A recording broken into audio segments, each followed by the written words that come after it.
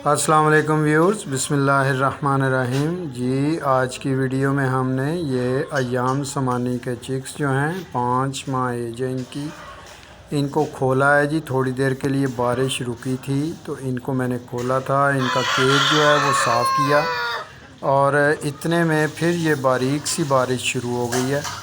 तो उस बारीक फुहार में ये काफ़ी इंजॉय कर रहे हैं, खेल कूद कर रहे हैं, दौड़ भाग कर रहे हैं। तो मैंने कहा चलें दोस्तों से वीडियो शेयर करते हैं। तो अगर आप YouTube चैनल से वीडियो को देख रहे हैं तो याद से YouTube के चैनल को सब्सक्राइब कर लें, और अगर आप Facebook पर इस वीडियो को देख रहे हैं तो याद से हमारे मास्टर बर्ड्स फेसबुक पेज को फॉलो कर लें। उम्मीद है कि आपको बर्ड्स पसंद आए होंगे, वीडियो अच्छी लगी होगी।